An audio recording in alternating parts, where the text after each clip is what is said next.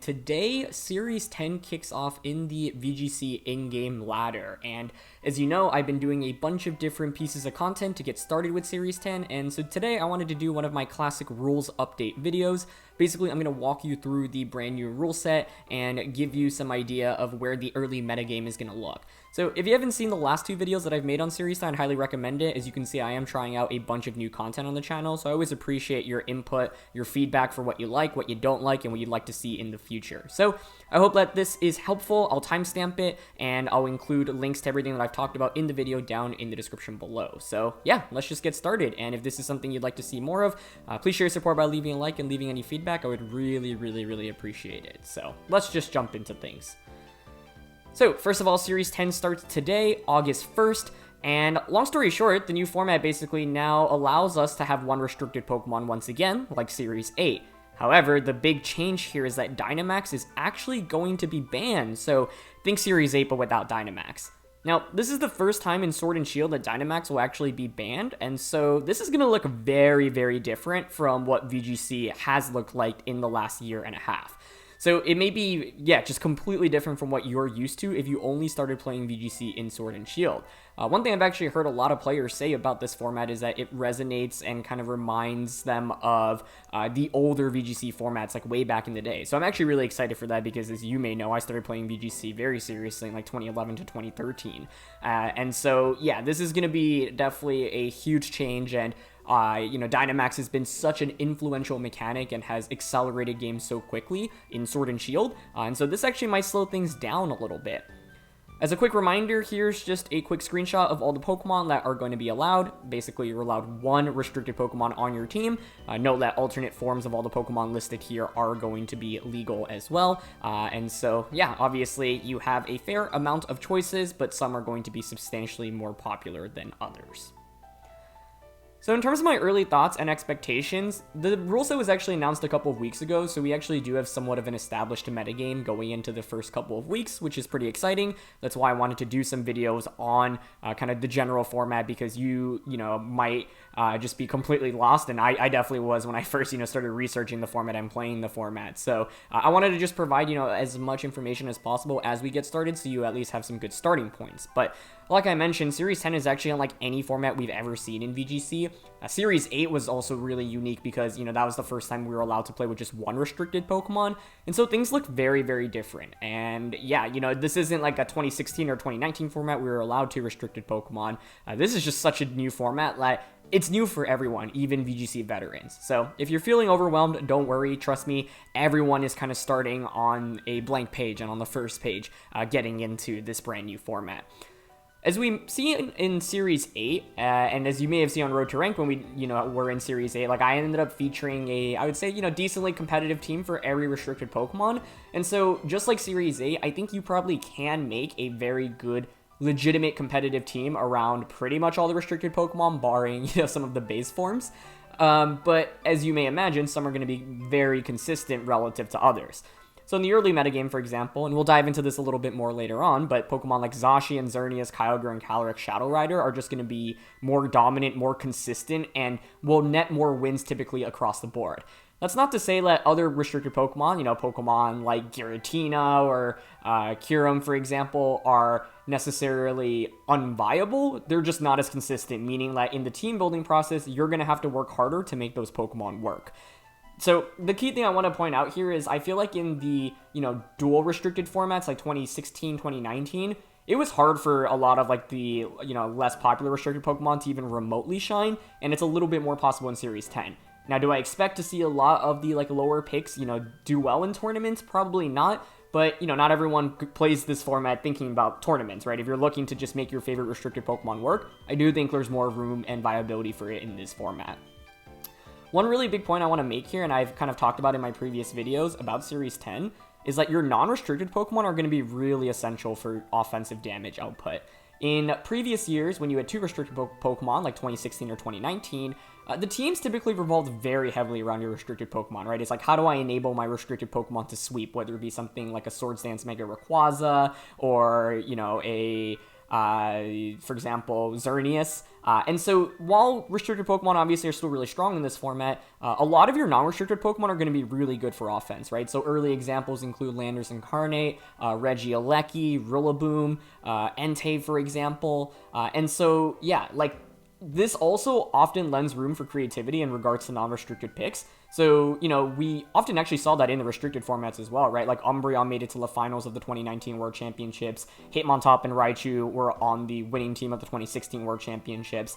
And so non-restricted picks, like, there are going to be a lot more that I think you typically don't see. And if you watched my previous video covering the Victory Road online tournament, as you saw, there were a lot of really interesting non-restricted Pokemon that did well, right? Pokemon like Naganadel or Scizor or Aegislash. And so that's one thing I really like when it comes to a format like this. And finally, because, you know, so much of the format still does revolve around restricted Pokemon, you're going to see players tech in attacks, items, or Pokemon specifically to counter certain restricted Pokemon, right? So as I mentioned in the video that we did a few days ago covering the Victory Road tournament, Shadow Ball Indeedee was something we saw, Safety Goggles, Stakataka. It's a lot easier in this format to be like, oh, I really struggle against this one restricted Pokemon. Let me, like, tech in a specific move that hits it for super effective damage and deals with it a little bit easier. Because, yeah, you can often expose a lot of the weaknesses from the restricted Pokemon, and since they can't Dynamax in this format, well, they're going to take more damage than they would have, say, in Series 8, where they maybe could have just Dynamax to mitigate that damage output. So, yeah, I think this format is basically very different. I think games will generally either be very fast-paced or can go on for a very long time. And I say that because, like, some teams are just so hyper-offensive, right? Like Tornadus, Kyogre, Rain teams, and Calyrex, Shadow Rider, hyper-offense teams. But other teams revolve so much around, like, bulk and setting up, you know, cycling in Intimidates with Incineroar and Landorus, getting something like a Xerneas enabled. And so, yeah, I mean, the playstyles will really range, and a lot of that comes from, you know, the restricted pick let you choose, and whether or not it's, like, a very offensive one or a more slower-paced one. But either way, without Dynamax, the game, like, with Dynamax, games just go by so quickly so often of the time, and in this format, like, that can still be the case, especially if you're not prepared against a hyper-offense team with, like, Kyogre or Calyrex Shadow Rider, but I could also see games going for, like, 15-plus turns if it's, like, a really, really bulky team that, you know, relies on switching out. So, yeah, it is definitely going to be very, very interesting. I'm curious to see, you know, where the metagame develops after these first couple of weeks. So I quickly wanted to just highlight some early metagame results, go through, you know, Pokemon that you should expect to see. As I mentioned, I really do think every restricted Pokemon has some viability in this format, some more so than others, obviously, but here are 10 that I think you should expect to see a lot in the opening weeks. I talked about Zacian, Kyogre, Xerneas, Calyrex, Shadow Rider, Palkia, Eternatus we covered in the Victory Road video, but these are Pokemon that definitely are seeing a little bit more usage. Palkia was able to win that major 400-person online tournament, and Eternatus is really the big thing I'd circle here, just because if you played Series 8, you're probably used to seeing all of these other than Eternatus. Eternatus felt very gimmicky back then, but it's a lot more viable here, and I'll jump into some sample sets in just a little bit so you can see how players are, you know, approaching Eternatus, but this is a really legitimate pick, especially in the opening weeks. Maybe it falls off later on, but a lot of players like using it right now. So once again, I think, like, you should be prepared for every restricted Pokemon, but these are the pool that I expect you to run into on the ladder, like, more frequently than not, right? Yeah, you're going to run into a team with Mewtwo every now and then, or you know, some of the other restricted Pokemon, Dialga, for example, Kyurem White, for example. And so once again, it's not like you should not prepare for any, but these are the ones that I think in terms of, like, a numbers basis, you're going to run into more frequently than not. So be especially prepared for these is what I'm trying to say. In terms of early meta roles and Pokemon, I've split them into 3 different categories here. So offensive options, Pokemon that often can do a lot of damage next to their restricted Pokemon. General support, these are Pokemon that still potentially can put out damage output, but at a little bit less frequent rate than the ones above them. And then newcomers. I have newcomers as a section here because the ones in that section are all Pokemon that we just haven't seen very much of throughout Sword and Shield VGC, but are a lot more viable specifically in this format, whether it be because there's no more Dynamax or because it's a restricted format. So on offensive options, for example, Aleki and Urshifu just continue to be 2 of the most common Pokemon in every team. You should absolutely expect to see those. As I mentioned before, Aleki is a Pokemon now that does run Focus Sash a little bit more frequently, and Urshifu actually runs Focus Sash a little bit less frequently, and will like items like Mistake Water for Water Urshifu, Life Orb, Choice Band, Choice Scarf. Sash is still a very viable item on it, though. Entei, just a really solid offensive fire type option, and a lot of players now are using Entei a little bit more offensively. You still can throw an Assault Vest on it, but I've also seen Life Orb, even Choice Band, Choice Scarf, and it can just, do really, really good damage and has a surprisingly good move pool. Whereas Entei's you may have seen in VGC this year previously are a little bit more defensive. Stack Attacko is a really good counter into Xerneas specifically, and also can just set up Trick Room. Landorus T is still quite common, but not nearly as much as before, because Landorus I has actually replaced it in many ways. But it's still really strong, especially into the right teams, and Intimidate's still valuable.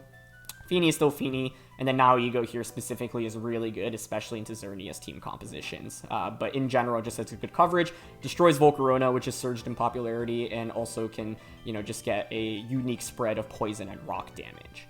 So for general support, these are all things that you should be used to seeing, right? None of these are super new. I would say Tornadus, you might see run a little bit more offensively every now and then, maybe throw a Life Orb on, for example, and it can still do a lot of damage, especially that's going to be primarily on the rain teams, but Tornadus Kyogre is such a common archetype. And then the rest are all Pokemon that you should be relatively used to seeing. I noted Indeedee Female here. Indeedee Male is actually also, I think, a strong pick, especially because it gets access to Imprison and Trick Room. So that's one way you can stop opposing Trick Room setups, potentially, if your team is really weak to Trick Room, like Calyrex Shadow Rider teams. And finally, in terms of newcomers, these are all Pokemon, like I mentioned, that you probably haven't seen too much of if you played only in Sword and Shield, but are going to be very relevant in this format, especially the first couple. Lando I just outspeeds the majority of Pokemon in the format and can one-shot a lot of things, or just deal large amounts of damage with Earth Power, Sludge Bomb, and Stone Edge. Volcarona is a fantastic support Pokemon that could potentially also set up via Quiver Dance. Serena is really nice to bypass potential Fake Out or Grassy Glides from Rillabooms, commonly seen on the Tornadus Kyogre Rain teams. Mienshao is just one of the fastest Fake Out users and gets access to Wide Guard, as well as, just a very powerful fighting type attack. Suicune, generally used for bulkier teams, often seen with things like Eternatus, for example, can slow things down. With Icy Wind, can Snarl, can Tailwind, and can just generally be pretty difficult to knock out, right? If you don't have like an Alecki or a Rillaboom, or a Serena, for example, like super effective damage, Suicune can stay on the field for a very long time. And then Ditto and Shedinja always see use in the restricted formats. Ditto can just copy, any restricted Pokemon and give you a potential second restricted Pokemon, which is wild. And Shedinja is really nice because it actually walls most of the common restricted picks like Kyogre, like Zacian, like Xerneas. So it creates an additional win condition where you can just theoretically win the game with the late game Shedinja. So, yeah. This is from the Victory Road World Cup Open. I covered the top teams from this tournament a couple of days ago, so I'll link that video down in the description below, but this just shows like the usage stats, specifically, how many teams ran said Pokemon, and how many of them made the top cut. And so most of these Pokemon I'd already covered previously, but as you can see, the most common support Pokemon are still things like Incin, Alecki, Rillaboom, for example. Volcarona is the newcomer here, as well as Lando I for offense. And so I've already mentioned all of these Pokemon, other than, I believe, the Araquanid here, as well as the Lele and the Venusaur. But Araquanid, Venusaur, Lele, these are all good examples of Pokemon that maybe you don't see as frequently, but can still be very strong, right? Like Groudon, Venusaur is still a strong core. We saw that a lot in the previous restricted formats, and Araquanid specifically is really nice. It's just a water-type Pokemon that can, really protect the Pokemon that often hit its partners for super effective damage. And then Lele is really nice specifically into like the Calyrex Shadow, or as a partner with the Calyrex Shadow Rider teams, for example. So yeah, these like on this list, for example, I would prepare, at least make sure I have a decent answer, or can check pretty much every Pokemon on this page. Like Araquanid and Lele might be a little bit less common in terms of the meta pick, like you won't see them as frequently, but yeah, in general, it's like, okay, if your team can at least have a decent answer against everything on this page, it's a good starting point. So huge thanks to Victory Road once again for organizing the World Cup Open, and check them out for more potential tournaments in the future, as well as just, a great resource for VGC in general.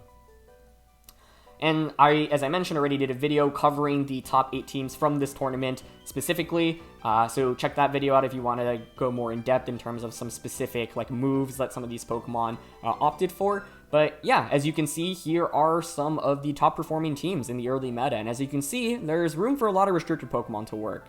In the top 8, there's actually so many different restricted Pokemon, right? Palkia, Calyrex, Shadow Rider, Zacian, Kyogre, and Xerneas. So that's 5 out of 8, which is pretty cool. So there's a lot of room for different restricted Pokemon to work. And, once again, part of the reason for that is because your supporting cast just means so much more in terms of offense now.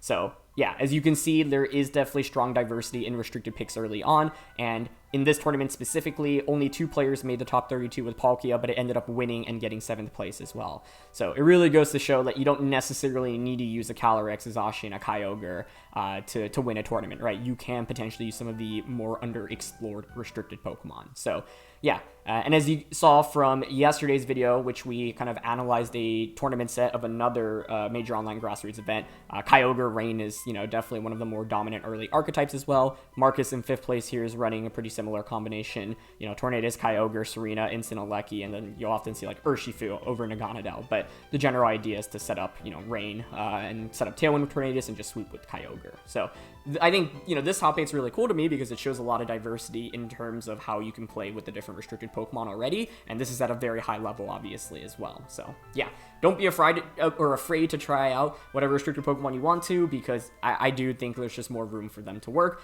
even if they're kind of more in the mid tier rather than the top tier. So yeah. Now let's actually dive into what you might expect to see from the top restricted picks. Now, I didn't do one for every single restricted Pokemon just because some really haven't seen much usage yet, but the goal behind this section is that now when you run into a restricted Pokemon, you at least have some idea of what you might expect to see from it. And if you're also looking to try out one of, like the top 8 restricted Pokemon, hopefully this can give you some inspiration. As always, I think Pikalytics is a really good resource, and a lot of the information I got here is directly ported from there. It basically shows you the most common spreads and how players are approaching any Pokemon in the format, basically. So highly recommend that as a resource, but let's just dive into things here.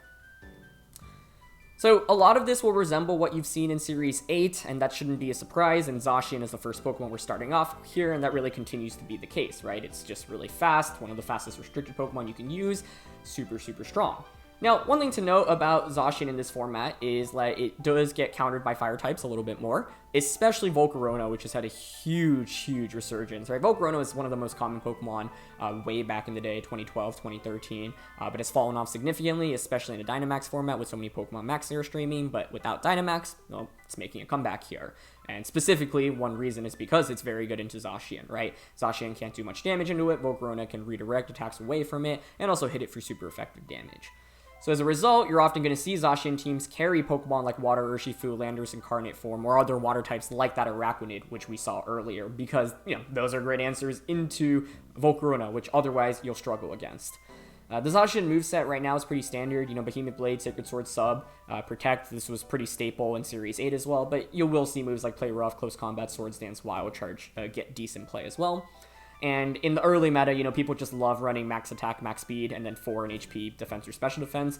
But as we saw in Series 8, some players were able to find really good bulky Zacian spreads. So I definitely expect like high-level players to take investment out of speed and put a lot of it in bulk, right? You don't necessarily need max attack or max speed here. This is just the easiest starting point if you want to use this Pokemon, but Zacian is a Pokemon that, has actually pretty good defenses. So I can very easily see people take a lot of investment out of attack and speed and throw it into HP defense and special defense respectively.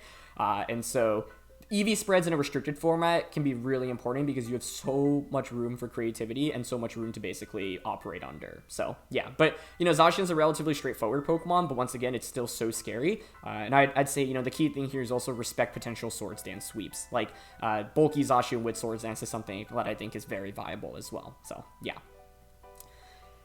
Next Pokemon is Xerneas, and, Xerneas kind of fell off the face of the earth in Series 8. We tried out a fun Xerneas. I built like a Scarf Xerneas team, which I think was kind of fun, but certainly not very strong, right? But Geomancy Xerneas was one of the most dominant sets in 2016, and it is back with the vengeance. Xerneas is just stronger now. Like, the reason it was so bad in the Dynamax format was because there are just so many steel types or, poison types that could just Dynamax and easily handle Xerneas, and then Xerneas doesn't get great type coverage, so it's like, okay, even if you Geomance and you max Xerneas, well, you're only using max Starfall. So in a non-Dynamax format, it's like, okay, well, steel Pokemon, poison Pokemon still exist, but Xerneas' partners now can handle them a little bit easier. So it's very commonly seen with redirection. That's going to be Volcarona, Amoonguss, Indeedee, Clef, for example, and Fake Out like Incineroar, Rillaboom. And the idea often is to just try to get the Geomancy off, obviously.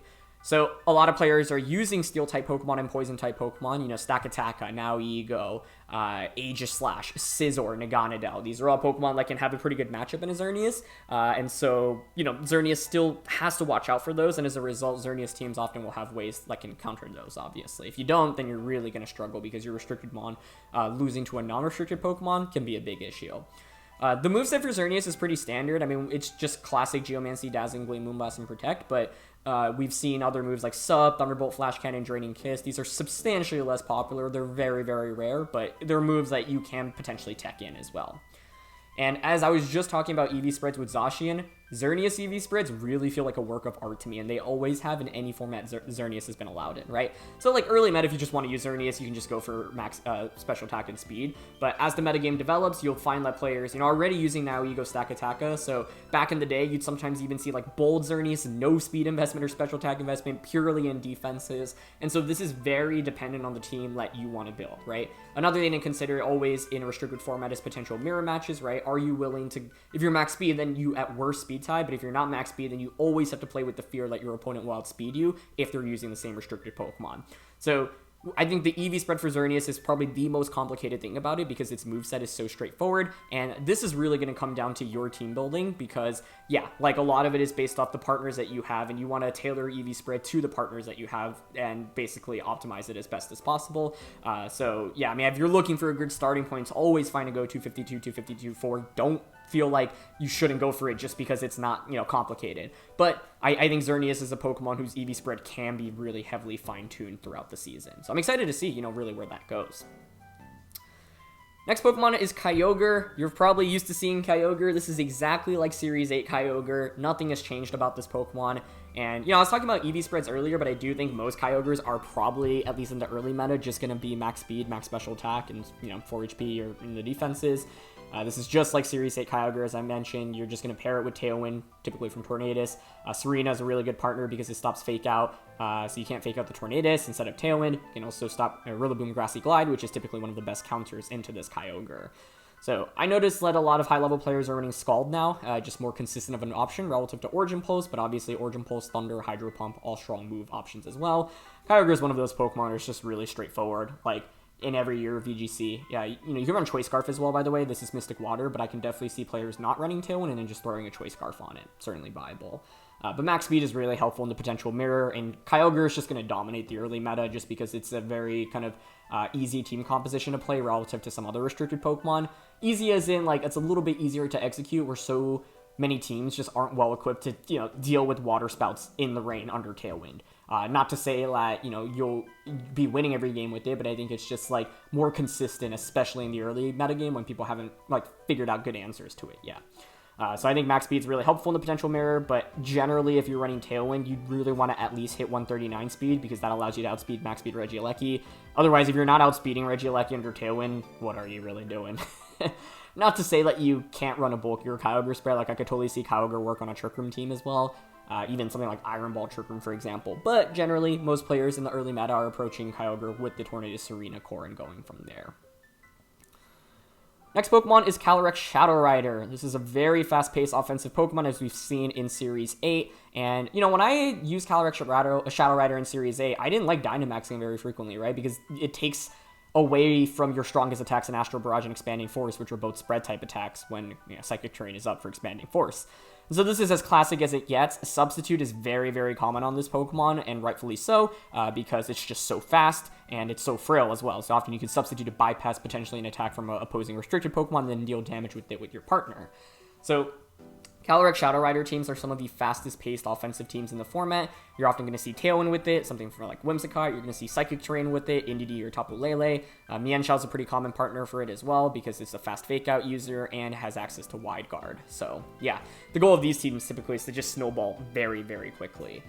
Obviously, Calyrex Shadow Rider is going to struggle against Dark-type Pokemon, so Incineroar is one reason why Incineroar is actually so common, in addition to it just being so good with Fake Out and Intimidate, is because it does match up pretty well against Calyrex Shadow Rider, right? A lot of players like running like max HP, near max special defense Incineroar, or even throwing Assault Vest onto it. And it's like Calyrex can't do very much to it specifically, but Incineroar can just retaliate back with something like a Snarl or a Darkest Lariat and just KO it or do large amounts of damage to it. And so, you know, Calyrex Shadow Rider teams are going to need really good answers into Incineroar. If not, then, you know, you're going to be running into Incineroar in almost every game in this format just because it's a good staple, and it's very easy to throw onto any team. So that's one thing to watch out for, obviously. And Urshifu and Naoigo are both, you know, good partners to cover up the Incineroar weakness a little bit. Random Ghost and Dark type attacks and Trick Room are also going to be tricky, right? And so you do have to worry about just some random Pokemon carrying a Shadow Ball, like an opposing Indeedee, for example. That actually is a really good counter into this Calyrex. Dark type attacks coming out from random Pokemon, like a random Crunch from an Entei, for example, certainly something you have to respect as well. So this Pokemon is really volatile, right? You basically don't want to let your opponent get damage off against you. You want to just KO them before they can move, ideally. And games with Calyrex Shadow Rider typically will win very quickly just because of the nature of the team and, you know, both this Pokemon and its partners. Trick Room is also a really big counter, and one way you can get around that is using Indeedee Male with Imprison. That specifically will not only set up Psychic Terrain for Calyrex, but also, you know, stop Trick Room from opposing teams. It's better to go for that as a solution rather than trying to go for a taunt or, you know, KOing the Trick Room user, just because hard Trick Room, especially when you have like Redirection plus a good Trick Room user, like, you know, Focus Sash Indeedee plus Trick Room is basically impossible to stop if you're trying to just go the normal route, and so that's where Imprison is really valuable. So, yeah. Once again, this isn't very different from Calyrex Shadow Rider in Series 8. Most of these Pokemon aren't, but, you know, the archetype has evolved a little bit. This next one is one that's really exciting, right? As I mentioned, Eternatus is something that's popped up, and we barely saw it in Series 8. You know, I tried a Power Meteor Beam set, and it was fun, but it definitely didn't feel like, you know, very, very competitively viable. In Eternatus, in this format, you're going to see built typically one of two ways, either with a Power Herb with Meteor Beam or a Cosmic Power set. And so part of the reason why players are, you know, using Eternatus more now is because, one, it's actually got, you know, really good typing and speed. Specifically, it matches up quite well into a lot of the top restricted Pokemon, can outspeed most of them as well. And so that's really valuable. And two, yeah, in a non-Dynamax format, which is interesting, you know, your Dynamax cannon isn't doing as much, actually. But at the same time, in a non-Dynamax format, it's just a little bit bulkier and doesn't have to worry about getting one-shot by a, you know, Max Wormwind or a Max Quake, for example. And so, like I said, you're going to see two sets, typically a Power / Meteor Beam or Cosmic Power. The Power Meteor Beam set's a little bit more offensive, right? You get a +1 special attack boost, and then just launch really powerful attacks. Dynamax Sludge Bomb are common, but you'll often see something like Flamethrower that helps, obviously, against Steel types, which otherwise might give this Eternatus set some issue. Cosmic Power is a little bit bulkier, right? You're going to often run Black Sludge and potentially recover and just, you know, stay on the field for a longer amount of time. The speed stat here is still important, though, right? Like, I think with Cosmic Power, you might still want at least 169 to hit a stat of 169 to outspeed Landorus Incarnate, max speed, because if you're not outspeeding that, it's still just going to get really powerful Earth powers off against you. You really don't want to deal with that. So I think you at least want to outspeed base 101. You can even outspeed, you know, Mienshao or Kartana if those are speed tiers that you're willing to hit with a little bit more investment. And even, yeah, with the Cosmic Power set, like maybe you take away less from special attack and put more in bulk and just try to stay on the field for a longer amount of time. Really valuable to, you know, combine Intimidate with the, you know, some of the Eternatus teams that we saw from the Victory Road tournament had Snarl Suicune, for example, Volcarona, Incineroar as support. And so this is an archetype that I think will be really interesting to explore because it's not like things that we've seen previously, and Eternatus generally just feels like a bulkier restricted Pokemon than some of the other picks that we've covered, like Calyrex Shadow Rider, for example. So you can also run other moves like Shadow Ball, Draco Meteor, Mystical Fire Substitute. Eternatus is one of those Pokemon that does get a pretty deep move pool, so it really comes down to what kind of set you want to use specifically. But if you're building an Eternatus, I would first just look at speed investment. I think it's good to outspeed Landoi. That also outspeeds Urshifu. Those are two of the most common Pokemon, and then you can really go from there. Next Pokemon is Groudon. So Groudon's pretty interesting, right? It was obviously one of the most dominant Pokemon in Series 8, and I think it's definitely fallen off a little bit in the non-Dynamax format, partially because Groudon was such a good Max Pokemon, right? Max Quake, super, super strong, especially with Swords Dance. So Groudon's a little bit less popular, but that doesn't mean it's bad. It's just that you're not going to see this as frequently. But one of the coolest things about Groudon, like we saw in Series 8, is that this Pokemon has so many viable sets. You can run Citrus, Life Orb, White Herb, Lum, Wide Lens, AV, one of the bulky berries, and just to name a few, right? Plenty of viable items and moves on this Pokemon. This is definitely not as established of a Pokemon yet. You know, things like Zacian, Kyogre, Calyrex Shadow Rider, like they're all relatively straightforward, and a lot of players have been using them. Groudon, still seeing a lot of usage, just not to the extent that some of those other Pokemon I named are. So you're often going to see it run with either Tailwind. There's actually a really cool Groudon team with Groudon and Drifblim. So I'll actually link a video to that. It's on Audie's channel in the description below. And yeah, a bunch of top players worked on it together, and it's a really, really cool team featuring Drifblim as well. And so I've seen it with Tailwind. I've seen it with Trick Room, with Porygon 2, Groudon, Porygon 2, Venusaur, classic trio that you can work well with. Groudon, Charizard also can work. So I think this is one of the more flexible Pokemon in the format, but might just be a little bit more difficult to execute because without Swords Dance, you're not really doing that much damage. Precipice Blade's not exactly the most reliable attack. And obviously you have to worry about like Kyogre, for example, right? As well, like most of the restricted Pokemon that are popular just outspeed you and do large amounts of damage to you. So with Groudon, you can, obviously invest in bulk, or you can still go with like max speed, if you do want to outspeed other things that are in that speed tier, because Groudon is still a pretty fast Pokemon. But it gets access to a lot of good moves: Heat Crash, Fire Punch, Thunder Punch, Rock Tomb, High Horsepower, Stomping Tantrum, Substitute, I guess even Eruption to an extent.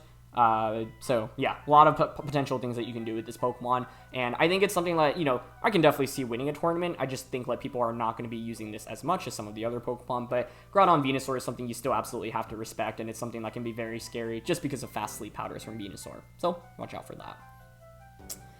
Palkia I talked a lot about in the Victory Road video, so I would check that out if you haven't seen it, but long story short, this Pokemon is relatively straightforward in terms of moveset. Hydro Pump, Spatial Ren, you just capitalize off your Water and Dragon typing. Lustrous Orb just increases your damage output. And with Palkia's EV spread, I think there's a lot of room to work with here. And you might say, why would you run max speed with Trick Room? But the answer is that this Palkia now will allow you to outspeed things like Kyogre, like Groudon, like Urshifu. So you can outspeed a lot of common threats. But at the same time, Palkia is slower than a lot of the common restricted Pokemon, like Eternatus, like the Zacian, for example, like Calyrex Shadow Rider. So it's like, in the right matchups, you don't have to Trick Room, because you just outspeed things, but in the very fast-paced matchups that you're going up against, Trick Room is actually really valuable. So, Palkia just hits really hard with the same type attack bonus, but as a result, this thing, doesn't necessarily beat all the restricted Pokemon easily. For example, against Xerneas, you're definitely going to struggle a little bit, so that's where you rely on your teammates to beat other common restricted picks. We saw Pokemon like Landorus T and Stack Attacka being used with Palkia. Palkia does get access to telepathy, so it combos very nicely with Pokemon, with self-inflicting damage that it can avoid, whether it be a Bulldoze from something like a Choice Scarf user, or just a general Bulldoze, or Earthquake, for example. So that's why Landorus T is a natural partner, and Palkia is obviously quite weak to Xerneas, so you're going to want good Xerneas answers, whether it be a Steel type like Stack Attacka, now Ego, for example, or whatnot. Palkia does get really good coverage, you can run Flamethrower, Earth Power, Thunderbolt, Ice Beam, Draco Meteor, Dragon Pulse. So like, let's say you don't want Trick Room on it, you want a way to just like consistently hit Zacian, you can obviously just put on Earth Power or Flamethrower.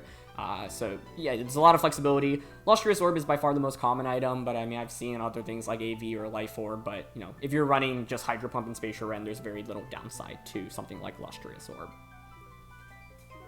And Yveltal now is really interesting because I actually didn't have it super high up on my radar, but I was checking Babiri.net, which shows you some of the highest ranking teams on Showdown. A lot of players are actually using Yveltal. So this is a Pokemon with a lot of flexibility, and first of all, I want to give credits to Domingo VGC on Twitter for this set. He used the Yveltal team in an online grassroots tournament. I saw it, and I figured, this would be the best example to show for now. But the thing about Yveltal is that there are just so many different ways to build it. I also think EV spreads with Yveltal specifically are kind of a work of art. Now, max speed, or at least beating Urshifu's speed stat, is pretty valuable, right? Because you can just completely demolish Urshifu before it can attack. But historically, I've also seen players run just no speed on this. And so there's a lot of room for flexibility. The thing about Yveltal is that I think it's really tough to execute. It's really good into certain restricted Pokemon, right? Calyrex Shadow Rider, you just completely dunk on it. Kyogre and Groudon, well, you can Snarl Kyogre, heal back with Oblivion Wing. Groudon, you can just do large amounts of damage. They won't do much to you with just a single Rock Slide. And if they Swords Dance, well, your Foul Play will just KO them. So it can match up really, really well into some, but then it's so weak into things like Zacian and Xerneas, right? And those are so common. So Yveltal is one of those Pokemon that feels like it's one of the hardest restricted Pokemon to execute than some of the other picks, but it can have a really large payoff if you know how to manage and maneuver this Pokemon properly. I just wouldn't recommend it to a beginner, to be honest, because it is it just involves so much more positioning, right? Something like Kyogre and Calyrex, it's like, okay, I just position it correctly and I sweep, but Yveltal, it's like, I really have to get it in the right spot. I have to use the partner Pokemon properly to deal with Zacian and Xerneas, and that might be harder for others. But this is a Pokemon I think has really, a really high, like, ceiling, and so I expect a lot of really top players to kind of build around this Pokemon. You should expect to see it high ladder as well. It's not going to be the most consistent, in my opinion, just like it in Series 8, but still has a ton of potential. You have so many items that work on this: AV, Life Orb, Black Glasses, Weakness Policy, Citrus, and Goggles, just to name a couple. And this is the classic like AV set, but you can throw on Dark Pulse, Tailwind, Heat Wave, Roost, U-Turn, Protect, just to name a couple as well. And so Yveltal is going to be a really interesting Pokemon in my eyes to observe, just because of how popular the fairy picks are, and Regieleki, for example. And so this is going to struggle against a lot of common Pokemon, but that's where the teammates are more important than ever. So yeah. That's basically a breakdown of the most common restricted Pokemon. Obviously, you know, there are a lot more out there, but these are the ones that I think you're going to run into most frequently, especially in the opening weeks, and I think a lot of these will be at the top for the entirety of the format, so just wanted to get you acclimated with that as quickly as possible. So, closing thoughts: if you're really lost and, you know, you don't really know where to follow with the metagame, like, I'll try to do more videos like this. You know, let me know what you thought about it. I like doing meta updates, and especially with the brand new format like Series 10, everyone's a little bit lost, me included, so I want to do my best to keep myself educated as well as you all. So, I always say Picolytics, Pabiria.net, two of the best resources for VGC. You can see how people are approaching different Pokemon builds, and you can just see how the metagame is shaping up, so I bookmarked those. There are a bunch of really great tournament organizers as well that have been organizing online grassroots events. So if you want to play Series 10, you just want to see the results of what people are using.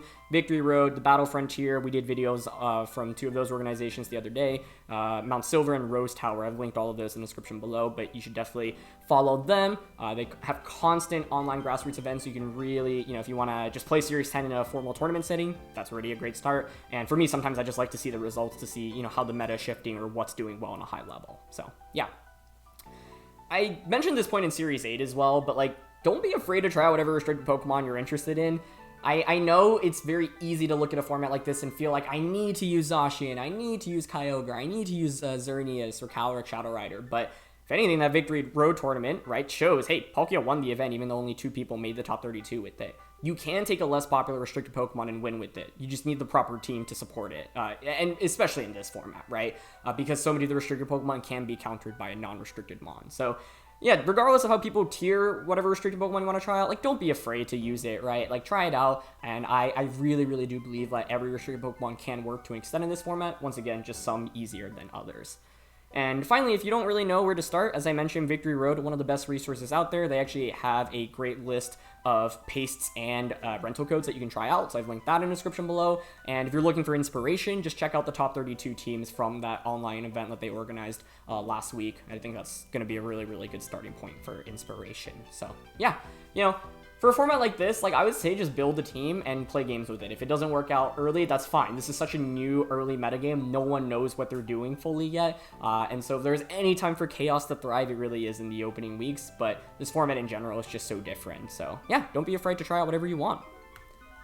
So that's going to be it for this video. I hope that you found it helpful and it gave you a good starting point for approaching the format. And yeah, go check out the last 2 videos I did on Series 10 as well if you haven't already, because this is just a super interesting format. And yeah, I figured this would be the best time to branch into some brand new pieces of content. We've obviously done a guide like this before, but I hope you found it helpful. You know, I try to be a little bit more in depth, especially with the individual Pokemon, restricted Pokemon, just because obviously so much of the format still does revolve around those. But yeah, generally, I had a lot of fun making this, so I hope you find it helpful. Please share it with anyone that might be interested in getting into Series 10. Leave a like if you enjoy, give me any feedback, and I'll see you all next time. All right, peace.